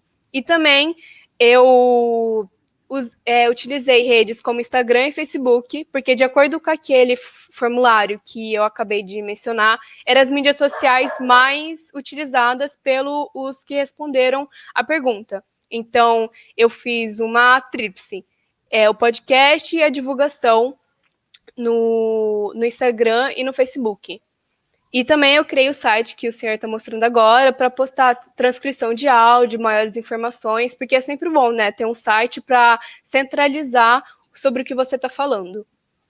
O site ainda é a base, né, de informação. E esse é o site do Assunto de Menina, onde você, como você acabou de falar, coloca a transcrição do podcast, coloca o acesso a ele, os capítulos, né? Eles Sim. estão na ordem invertida, né? Aqui o primeiro é como se fosse uma apresentação, né? Eu apresentei os meus objetivos, o que eu queria com o podcast, para assim o meu público realmente conhecer quais eram os meus interesses ao disponibilizar o áudio, né? E você tem o site, tem também aqui o acesso pela plataforma do Instagram, né? Pela rede social do Instagram, Assunto de Menina Cast no Instagram. Então, o pessoal não aí segue, que feio, professor. Foi pego no pulo. Não, aqui o meu Instagram, é brincadeira. O meu Instagram não está logado não aqui, tá logado, ó. Eu sei, eu não está logado. E aqui, ó, já pensou? Ia apanhar agora, né? E já aqui ia desligar também, a live. já ia desligar, acaba a live, vamos parar. E também no Face, né? Tem também Sim. a página no Facebook. Olha lá, tá aqui, ó, curtiu, aqui tá logado, ó. Aí sim. É mesmo para transmitir, né? Tipo, postei um episódio, tal matéria legal. Eu ainda não tive a oportunidade de compartilhar as matérias que eu achei legais, mas todo episódio que eu tô soltando, que é toda quinta-feira, eu coloco um lembrete lá. Muito bom. E a gente tem uma coisa que é um dos podcasts que eu gostaria de passar um pedaço dele, pelo menos, aqui, para a gente acompanhar juntos. Vamos lá? Você me passou a plataforma. No Castbox. Em que plataformas que a gente encontra o podcast hoje? Em todas, Então, né? eu disponibilizei, por enquanto, no Spotify e no Deezer. Eu tentei disponibilizar no Apple, mas é muito difícil, é uma burocracia muito grande, então eu estou esperando ainda eles me aprovarem. Então você pode ouvir no Spotify, no Deezer e no Castbox. Eu vou mais para frente tentar disponibilizar em outros agregadores. E também pensando, foi uma discussão que eu tive comigo mesma, interna. Eu ouvi um podcast falando exatamente sobre Enem, que muitas pessoas só têm acesso à internet por meio das redes móveis.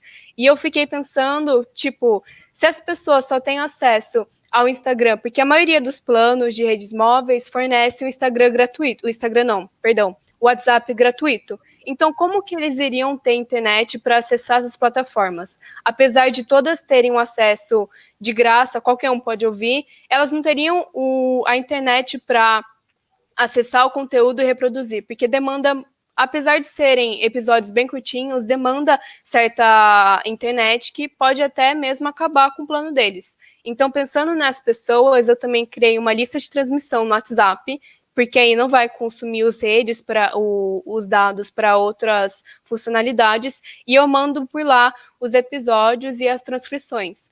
Uma forma mesmo de incluir essas pessoas.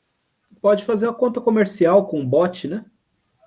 Tem uns bots interessantes aí sendo usados e tal. Mas para transferir informação de qualidade, assim, é interessante. Depois eu vou te passar umas Sim. dicas do negócio que funciona com aula, está funcionando muito bem agora com aula. É bem legal. Vamos ouvir? Vamos ouvir? Vamos lá. Vamos. Vamos lá. E é essa voz, né? Olha, a voz de locutora. Não, que vergonha! Olá, meu nome é Melissa e este é o Assunto de Menina, o podcast que incentiva a ciência por e para mulheres.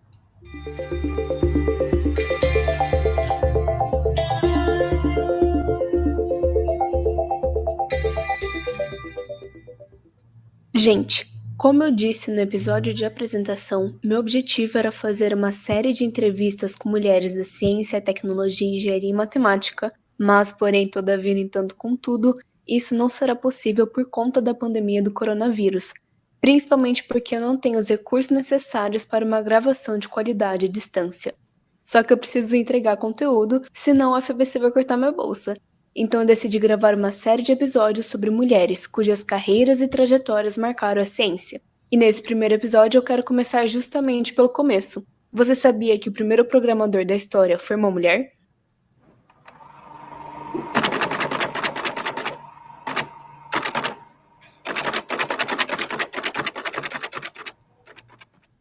Ada Lovelace nasceu em 10 de dezembro de 1815 em Londres, sendo filha do conhecido Lord Byron e de Anne Isabella Byron. Eles se separaram quando Ada tinha só um mês e ela nunca mais viu o pai. Ele era poeta e a mãe matemática, então Anne, temendo que a filha fosse tão insana e devota às letras quanto o pai, incentivou desde cedo que Ada estudasse matemática e lógica. A menina tinha uma facilidade notável com os números, despertando o interesse de Charles Babbage, que a convidou para ajudar na construção de sua máquina analítica.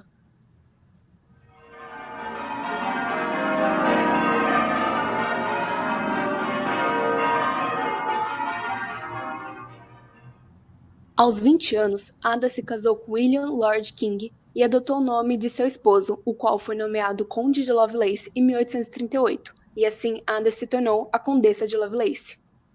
Em 1842, a máquina que Ada ajudou a conceber foi tema do seminário que Babbage ministrou na Universidade de Turim.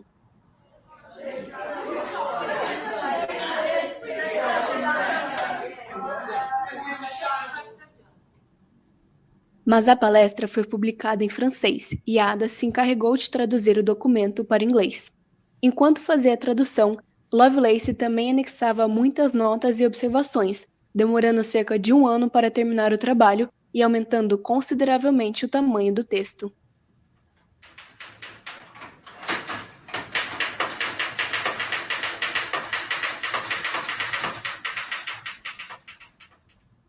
Foi nesse documento que Ada anexou um algoritmo para a máquina analítica computar a sequência de Bernoulli, o primeiro programa de computador já criado.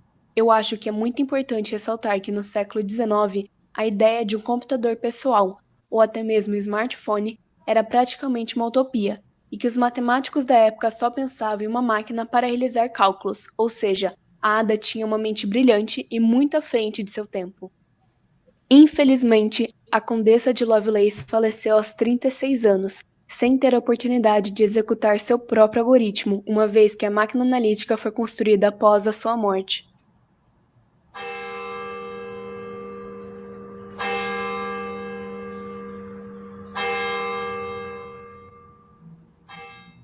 Ada Lovelace contribuiu de forma inestimável não só para a computação e a matemática, mas também para o movimento feminista, mesmo sem ter a pretensão disso.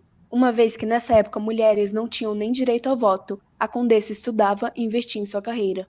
E mesmo tendo um papel tão importante, o devido reconhecimento como pioneira na computação só surgiu após Alan Turing, conhecido como pai da computação moderna, fazer referência ao trabalho de Ada. Com o objetivo de celebrar os feitos da Condessa e o de outras tantas mulheres da ciência, tecnologia, engenharia e matemática, foi criado o Ada Lovelace Day, o qual é comemorado toda segunda terça-feira de outubro, ou seja, esse ano cairá em 13 de outubro. Além disso, esse dia procura incentivar meninas a se profissionalizarem em áreas historicamente dominadas por homens, reconhecendo que a trajetória é desafiadora, mas as recompensas valem a pena. Muito bom. Muito bom. Obrigada, Muito professor. bom. Muita vergonha. Quantas pessoas estão envolvidas na produção desse Eu. podcast? Só uma. Sensacional, Melissa. Assim, Professora, eu estou entendendo realmente o que é ser um professor à distância, porque eu faço tudo, eu faço roteiro, eu gravo, e eu tenho muita dificuldade na hora de gravar, porque eu falo muito rápido. E às vezes eu me embaralho toda, eu tenho que regravar, e aí depois eu tenho que editar, postar, editar texto, transcrição, então é realmente eu e eu ali. olha, eu já estou bem aqui nesse negócio de live, dominei até mais de um software para poder usar. A Tô minha vendo, mulher, super produzida essa live. aqui é coisa, Gostei. esse aqui é um aplicativo bem legal. Eu estava usando um outro, que é o OBS. Eu fiz um curso de OBS aqui pelo YouTube. Mentira! Isso é muito legal horas, hoje, né? horas. Você pode encontrar muitas informações no YouTube. Eu acho isso muito, muito legal. Eu já encontrei tanta coisa. Fiquei umas 30 horas para aprender o negócio, travou, e falei com um amigo que faz esse tipo de coisa profissionalmente, ele me deu umas dicas e tal. Enfim, no final eu acabei encontrando esse agregador aqui, que é fenomenal, que é bem mais fácil trabalhar, e a gente está conseguindo fazer um trabalho aí bem legal também, de levar informação de qualidade, né?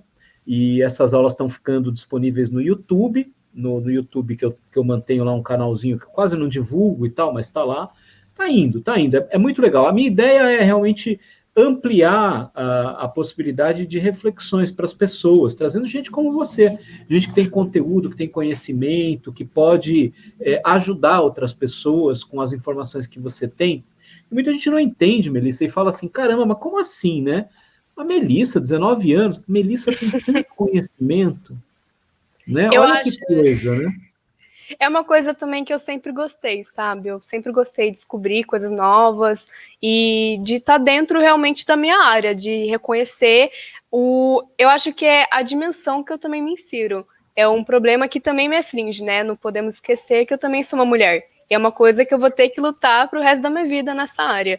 Mas eu acho que é muito legal. Eu acho que nem todo mundo gosta de estudar, eu entendo, às vezes eu também não gosto, mas todo mundo gosta de aprender alguma coisa nova, por filme, por série, por diferentes formas. Isso que é legal hoje em dia. Você não precisa sentar e ler um livro para você inteirar no assunto que você prefere, que você se interessa. Você pode ver um filme, uma série, um documentário, isso eu acho muito, muito legal mesmo. A tecnologia perfeita.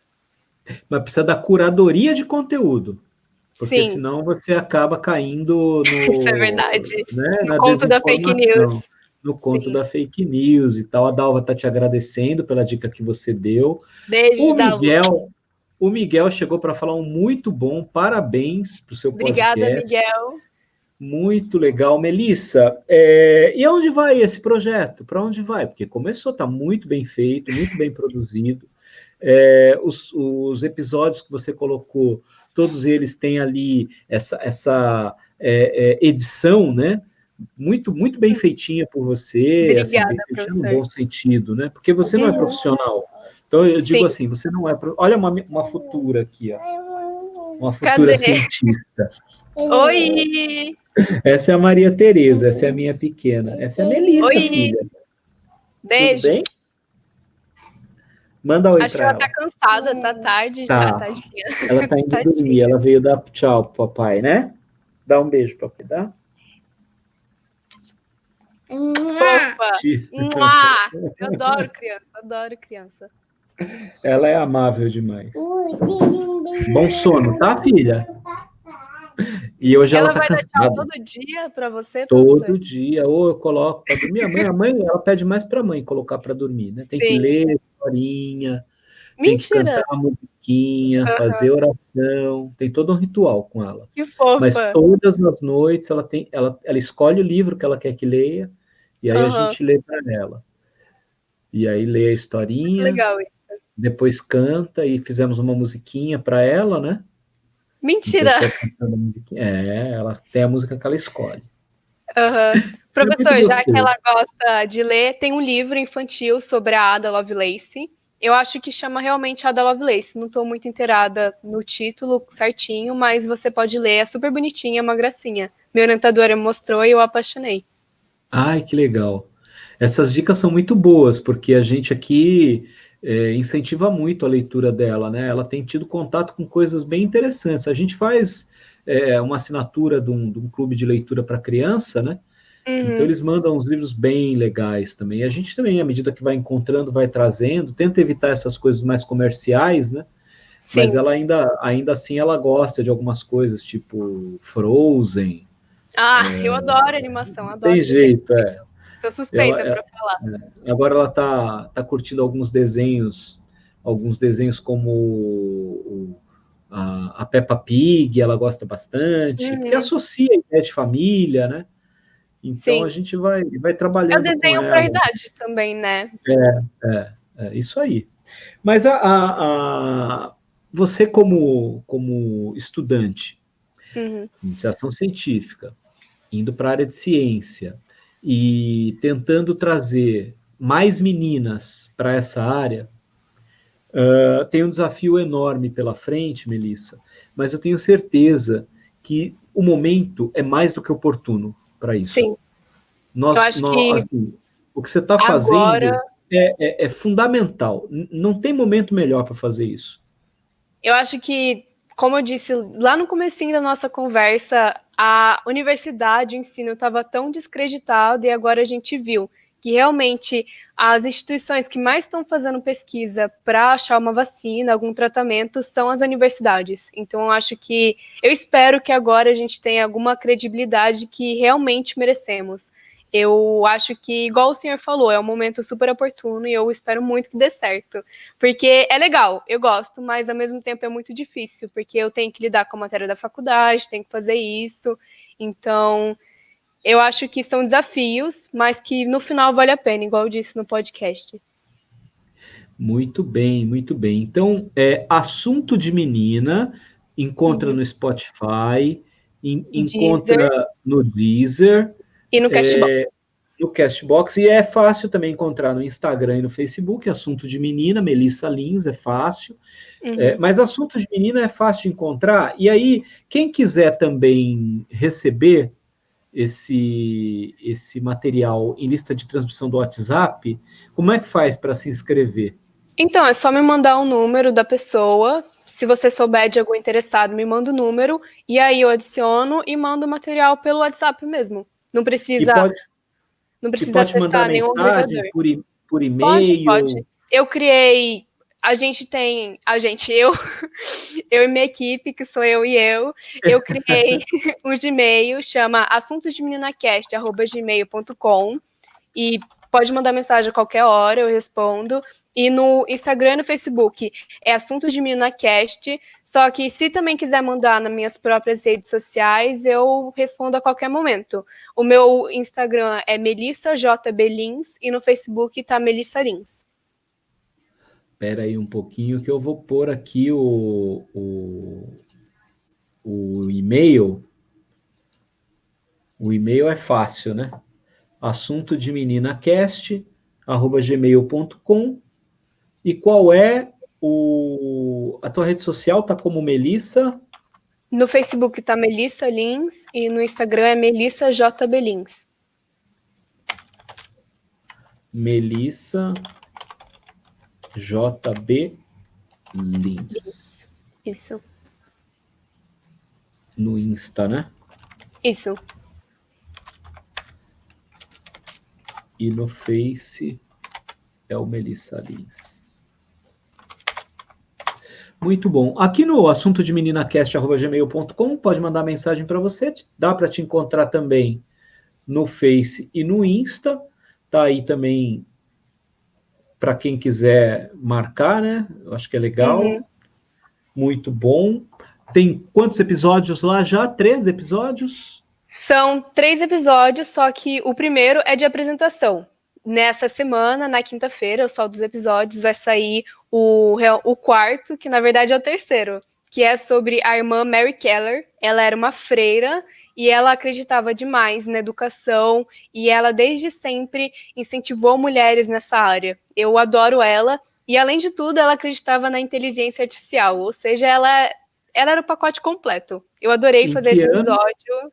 Ela nasceu em 1913. Nossa. E ela foi a primeira doutora na área de ciência da computação. Isso é muito legal. E ela faleceu em 1985. Então foi durante essa trajetória. Ela é realmente muito inspiradora. E no final de cada episódio, como a gente está todo mundo de isolamento, distanciamento social, por exemplo, eu e minha família, a gente está desde 16 de março, que é aniversário da minha mãe, dentro de casa. Então, acho que é sempre bom uma dica de filme, livro. Então, nesse episódio, eu recomendei O Conto da Aya. É um livro que, apesar de ser escrito no mesmo ano que a nossa referenciada freira morreu, ele continua sendo muito atual. Cada dia mais eu vejo o quanto que esse livro envelhece de uma forma mal, porque você vê em discursos de líderes autoritários, até mesmo do nosso país, desse modo, como se... é como se fosse uma previsão da freira. Eu coloquei isso até no podcast. É uma coisa meio ruim, só que esse livro é muito bom. Vale para todo mundo, eu acho que todo mundo deveria ler. E quem não gosta de ler também, eu entendo que às vezes enche o saco. Tem a série, que é do mesmo nome, que ela é realmente impecável também. O livro, tanto a série, são muito bons. Muito bons mesmo, muito bons mesmo. Nós estamos vivendo em tempos de distopia. Sim. Né?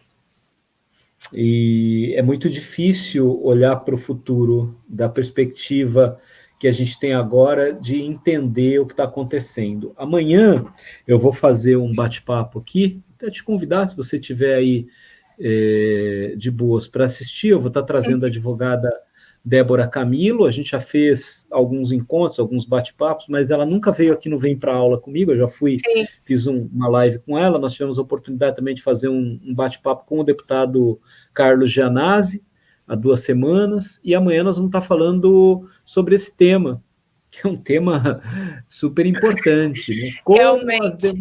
Como as democracias morrem. O que temos a ver com isso?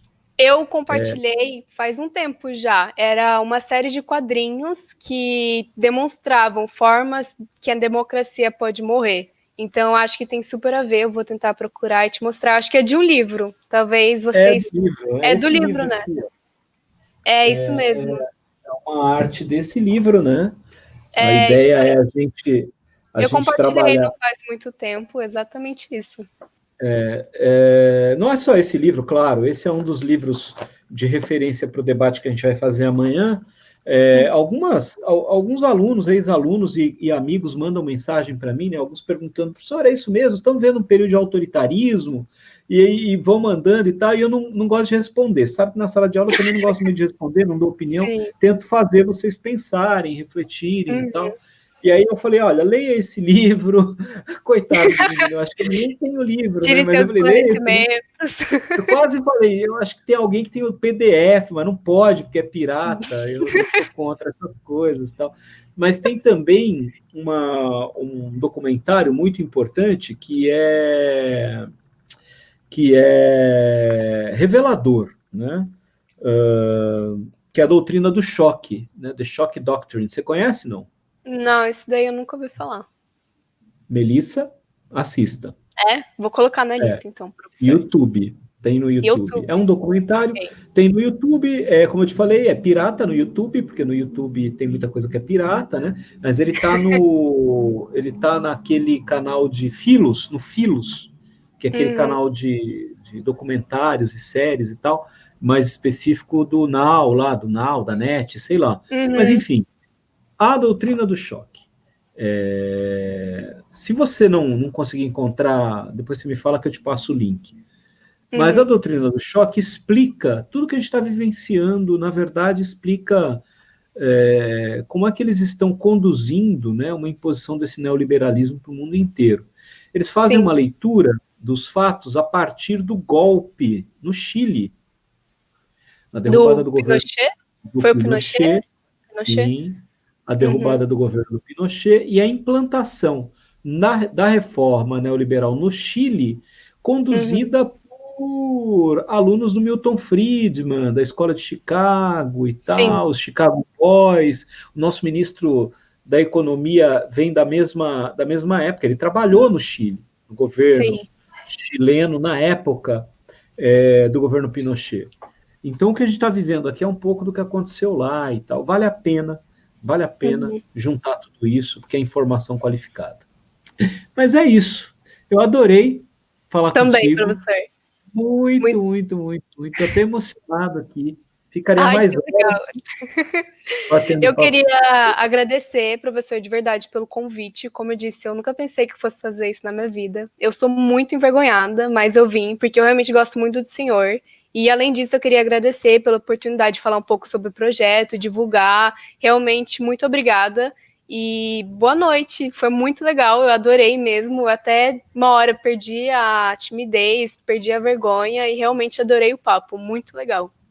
Muito bom, você está convidada para voltar aqui quando você quiser, para falar do que você quiser, porque tá pronta, né? Assim, tá voando alto, vai voar muito mais alto, e eu vou estar sempre aqui torcendo por você, para que você alcance todos os teus objetivos e consiga concluir tudo que você está planejando com êxito. Tenho certeza que vai ser importante o que você está fazendo para muitas pessoas, como está sendo.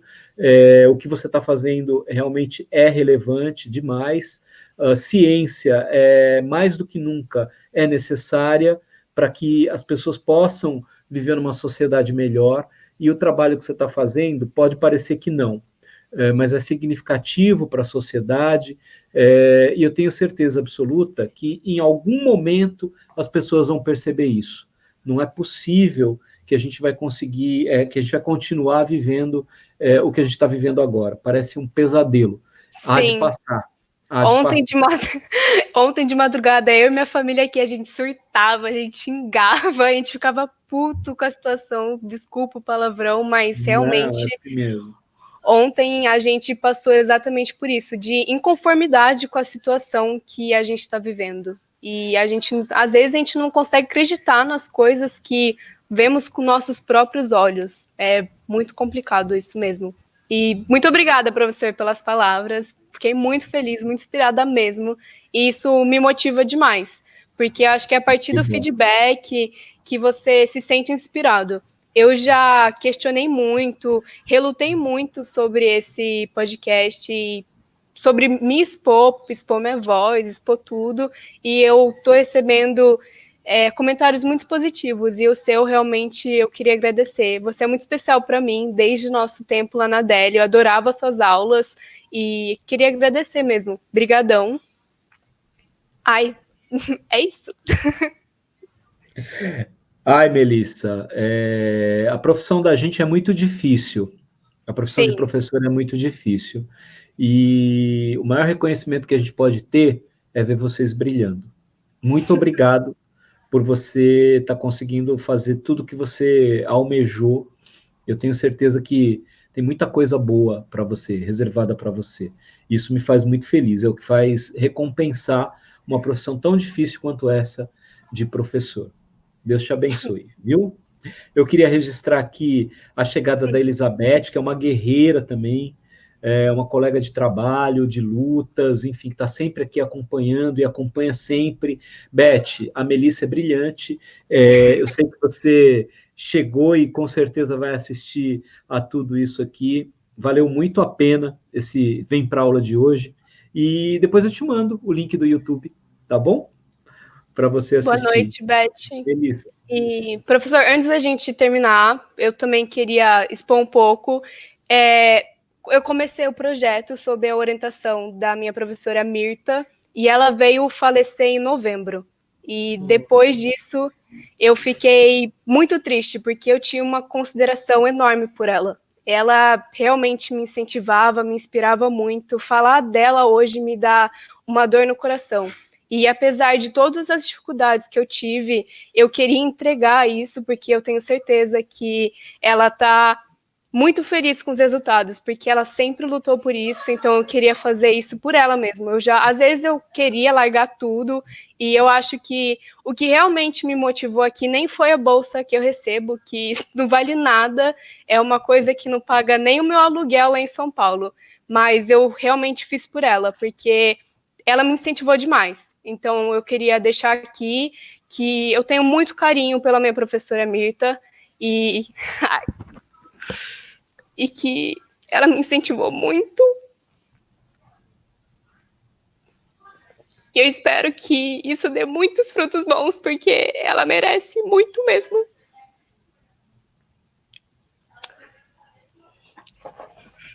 Desculpa, gente, eu sou muito emocionada.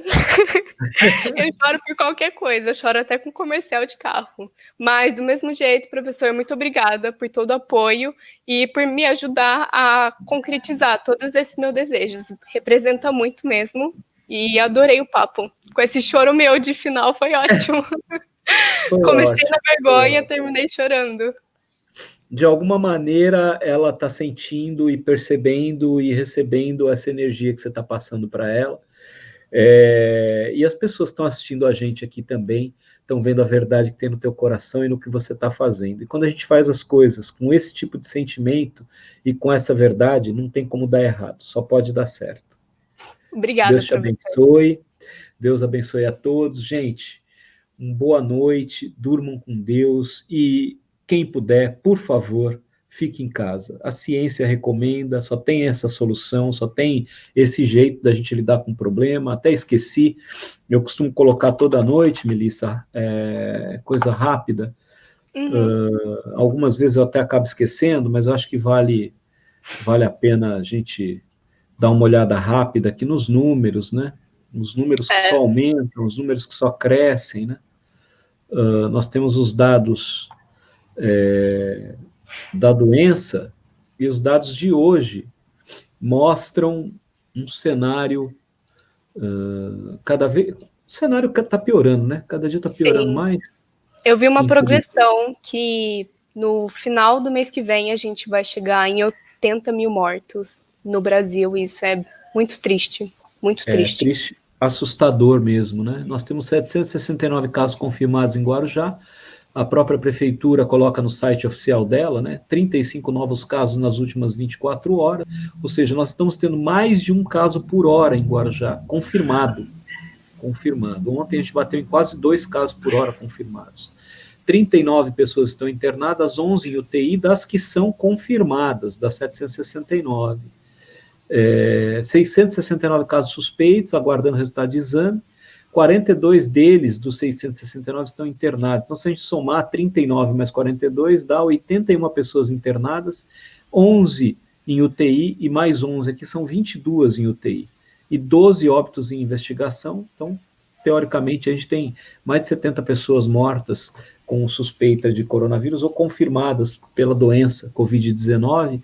O número só aumenta, chama muito a atenção que tem gente querendo flexibilização do isolamento, liberação de espaços públicos para uso, para suas atividades, libera o mar, o surf tem que ser liberado, academia, esporte faz bem para a saúde, realmente, esporte faz bem para a saúde, só que a Olimpíada, galera, você quer uma informação? A Olimpíada vai ser adiada, a tendência da Olimpíada é ser adiada, os campeonatos, todos os grandes campeonatos, importantes campeonatos estão sendo adiados, quer dizer, no Brasil, a expectativa é de que até o futebol, né, que é o ópio do povo, não tem ainda data para voltar.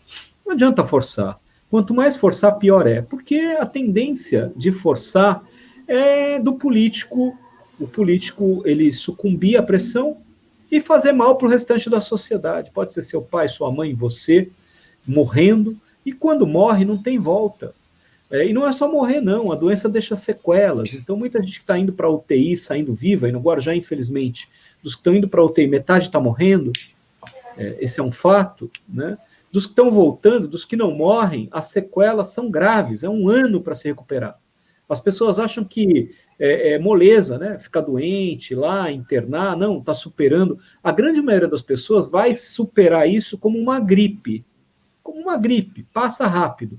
Mas os que não passarem por uma gripe, os que tiverem que realmente enfrentar a doença e lidar com ela de uma maneira mais importante, vão ter sequelas. E a gente não sabe qual é o comportamento do vírus. Se vai ter uma segunda onda, o que vai acontecer, ou se vai ser como uma dengue, né? Se esse coronavírus aí, essa Covid-19, esse SARS-CoV-2, se ele vai ter mutações, e como na dengue, tem hoje já 4 tipos diferentes de dengue, cada uma mais agressiva que a outra. A gente não sabe, gente. Então tem que ter um pouco de paciência, tem que ter um pouco de compreensão, de humanidade e menos egoísmo, e acreditar e confiar na ciência. É a ciência que tem que dar os parâmetros aí para as decisões que os políticos tomam. Então, confia nos políticos que têm tomado decisões científicas. Eu não estou dizendo para acreditar nos políticos, não. Não é para acreditar nos políticos, não. Você quer desconfiar? Desconfia. Mas confia na ciência. Se o político está seguindo a ciência, confia. Confia, é melhor. Melhor para todos nós. Aqui em casa a gente também está isolado, Melissa. Na medida do possível a gente está tentando lidar com isso. Está difícil, não está fácil. Mas eu acho que esse é o caminho. Fica com Deus, tá? Boa noite, professor. Muito obrigada. Tchau, tchau. Manda um abraço para os seus pais, para o teu irmão. Tá Vou bom? mandar. Um abraço para sua família também, para todo mundo, para Laura, para Denise, para sua esposa, para sua filha linda. E é isso. Boa noite. Boa terça também. Fica tchau, com tchau. Deus. Um beijão. Até amanhã, gente, com a Débora, como as democracias morrem. Amanhã, horário normal, 18h50. Fiquem com Deus todos vocês. Um abraço.